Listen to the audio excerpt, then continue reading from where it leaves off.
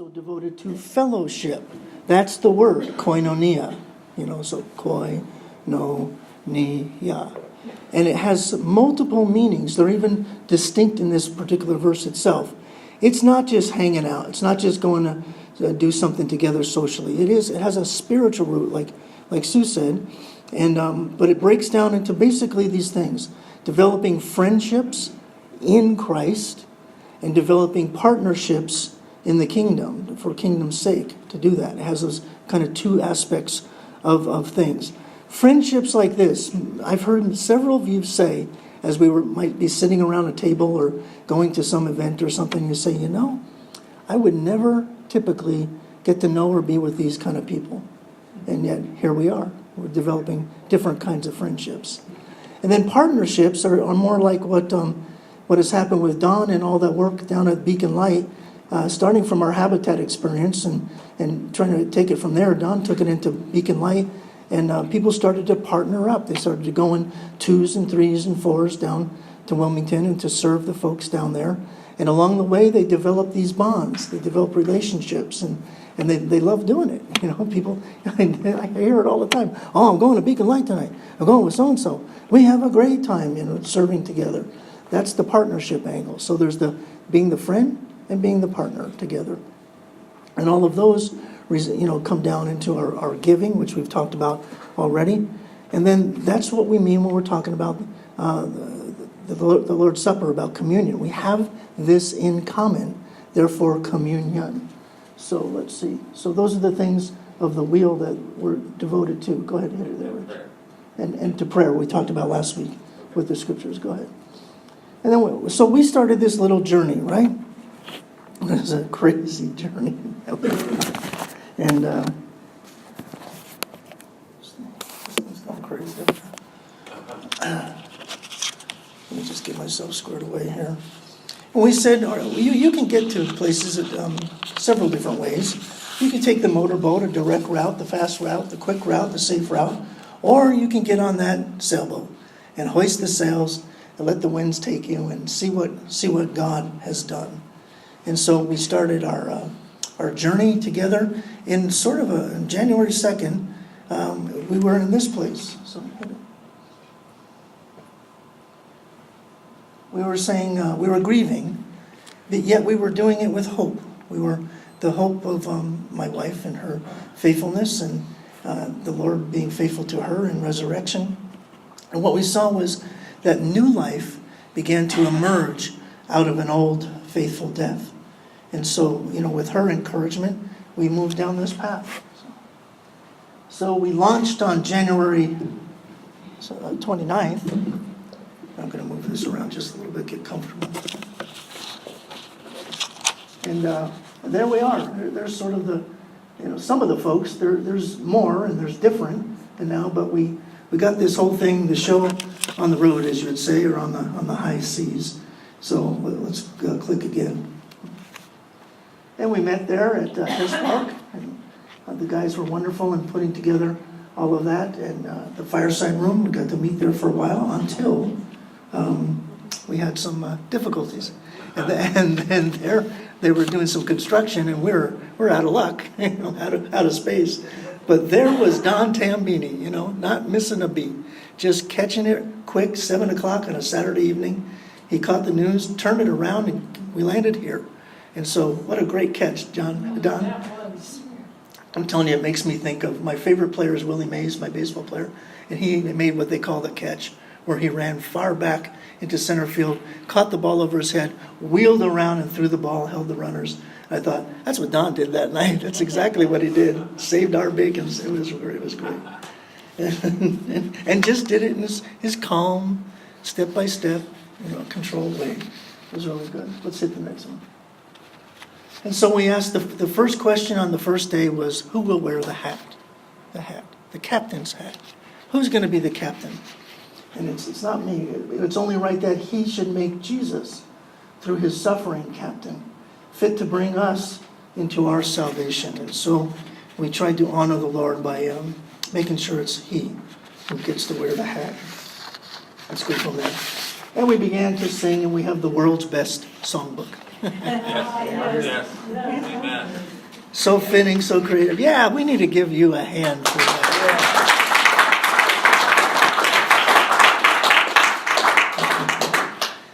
And God then added to us daily, one by one, as we welcomed people. The folks began to come. Richard and Paula and Mike and on and on and on. And there's our chief welcomer right there at the table, making sure we all know who we are and why we're here, and just keeping us in the loop and introducing new people to us, and the first step in connecting with us together. We appreciate Tom for doing such thing. And so we went from there, start to talk about leadership. This was sent in by one of our friends of our church. That's Mr. Magoo going to the Philippines, not knowing what the heck he's doing.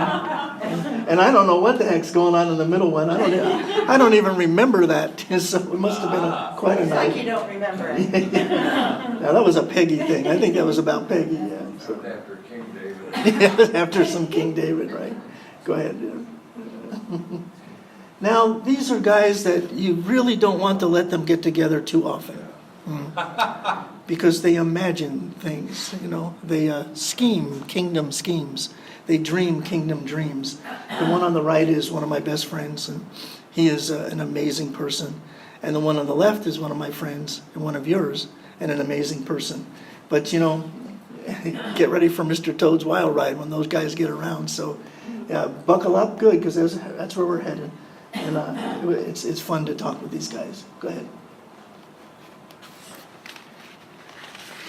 We did some things. We rounded up some of the usual suspects. Look at those people.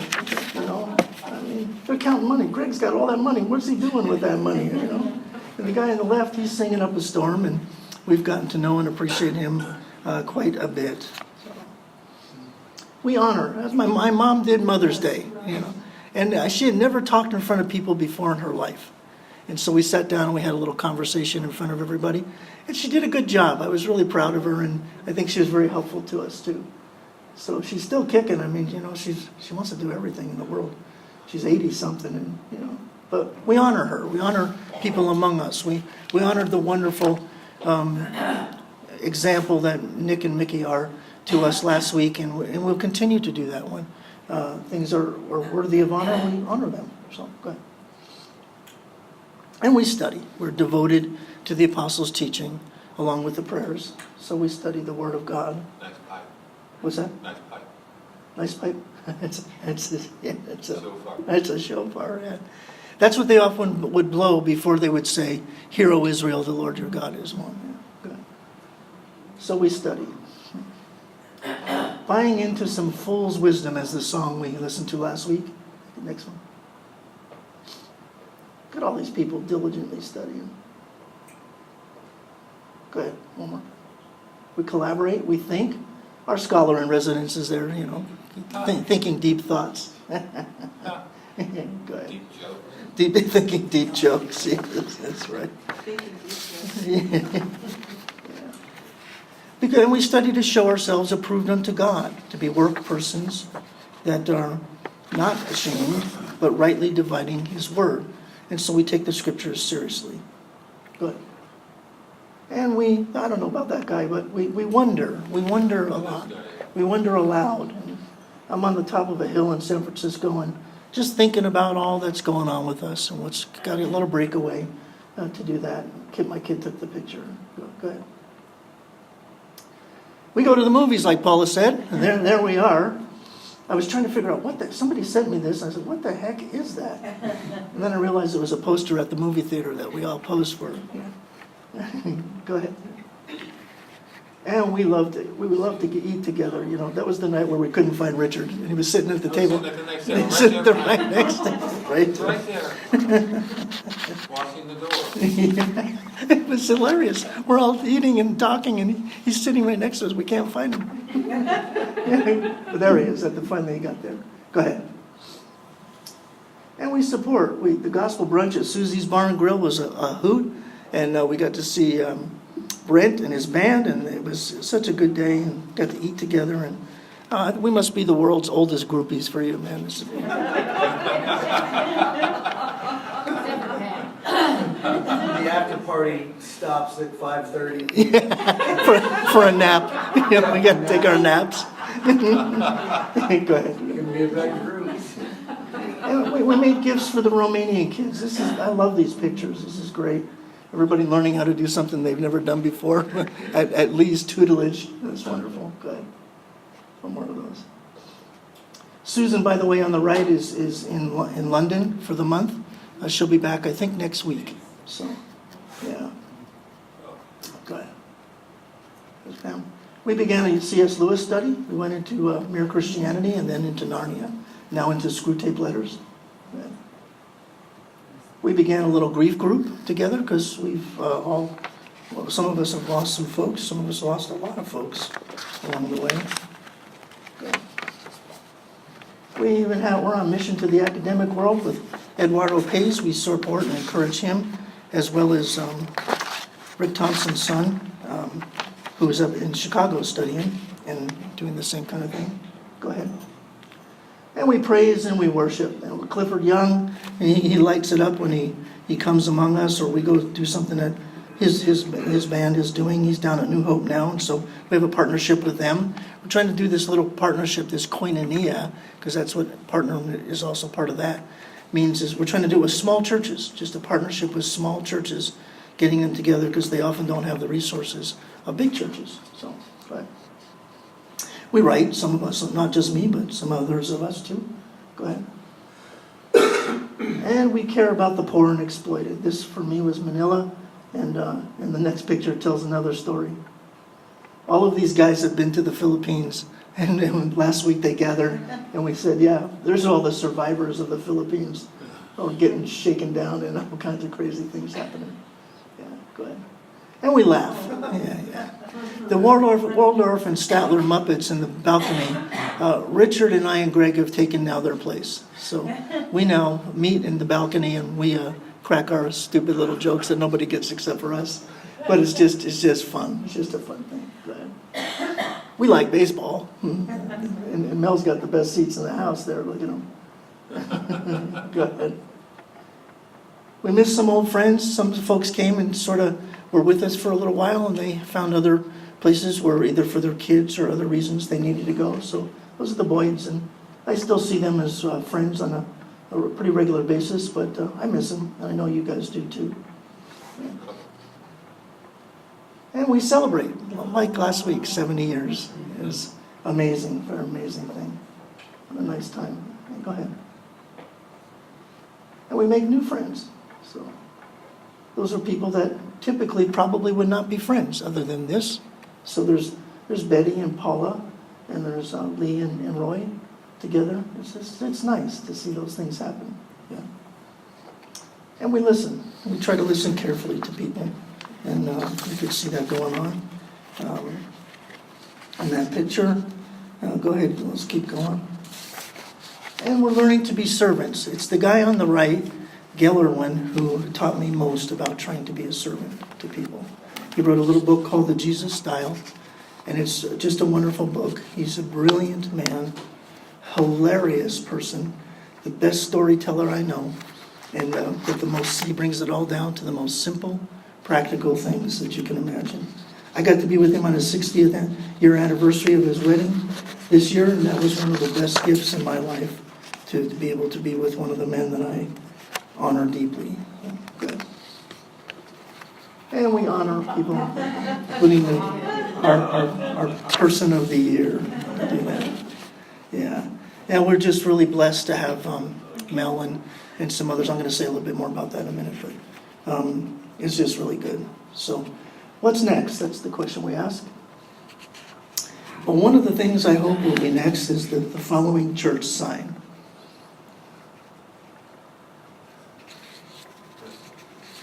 How's that, Mary? I love that. Yeah. Yeah. So I hope that's who we'll become in the second year. It's just people that love people and love God and do those things. And I hope we can resist being Corinthians. the Corinthians just sort of started to find ways to sort of pick at each other and find cracks in the relationships and divided among personality cults and philosophies and stuff. And it just fragmented the Corinthian church. So this is sort of a word of warning to us. We've had our first year. Now it's easy to sort of sit back and find fault or criticize or evaluate. Now we're all in this together. So let's be the people who just love each other. Let God sort out all the mess. Let God add what he wants to do. So that's just some thoughts and pictures that some of you sent to me. If you weren't in there, it's because, I don't have the pictures and nobody sent them to me. So you take them and send them to me, for next time. But I'll keep doing this from time to time. It's just a good way to, like Mel said, take a picture of the good moments. So, and let me just sort of put this last piece on it together. I know we're going a little bit late today. We're going to do communion still, so I hope you can hang in. If you need to go, please feel free. But we launched in January, navigating several challenges in our foundational year. And we became a place established, finally, building on the Tuesday night Bible study core at New Hope and from previous. There was a place of Sunday worship was established at Hess Park and then the library here. We became a 501c3 nonprofit organization with a board of wonderful people led by Mel and Bud and Heidi and Jessica, who was replaced by Twan. And then ex officio, Don and I were kind of advisors to the board. And these guys were prepared before that at the Tuesday Bible study. I gave them a challenge to develop a blueprint for a new church in case that might happen, which it did. And then we became a people forming, as in most groups. Captain's Wheel has gone through a series of prunings, leaving us with a core of about 20 to 30 people. And we learned from Twan and from Tom that it's only a small percentage that will take the risk of being pioneers. And so we are. And that's good with all its challenges. Losing several people along the way has been disappointing, but it has left us with a committed core. Sociologically, it's normal and necessary for quality growth in relationships, not just numerical ones and financial ones. Galatians 5 is the matrix for measuring a biblical church: fruit of the Spirit, love and peace and joy, faithfulness and gentleness and kindness and such things. And this allows God to add to his people, to the church as he sees fit, and he has. He has. God has brought people to us, and our budget is sound, as we learned last week from Twan. And we've been on this creative adventure seeking to reflect God's creativity by being innovative with traditional church practices. From our name to our songbooks, our worship to our activities, we have been deemed a niche church, having a unique calling, and not for everybody. And so we are, and so I hope we will be. Our relationships are better and stronger. Witness Bible study, board meetings, Starbucks, Red Onion after worship. Notice Richard blooming, Twan stepping up, Paula serving, Bob and Janice hospitality, on and on and on. God's kingdom unfolding in our midst. From a pastoral perspective, we are called in the scriptures to tend the flocks of God, which are our charge, says Proverbs. I mean, to tend them, to feed, to restore, to protect, to encourage, the kind of things Peter was called to and become our own vocation. Our people here, I think, are being listened to and cared for and helped towards God's desires for his people. We've added Brent and Susan to our pastoral care based on observing their gifts and board affirmation. This makes our work stronger and more effective. We've begun the grief group and to walk with some people in their losses, of which we've had quite a few. We've added a singles group for greater inclusion and friendships, and we take a weekly trip into Narnia or somewhere like that has deepened our faith's imagination and formed the nucleus of a men's fellowship. In summary, I think in this last year, our first year, we have embodied grace with restorative mercy, bringing freedom and wholeness to several. There's creativity and love and laughter abound. May this always be so.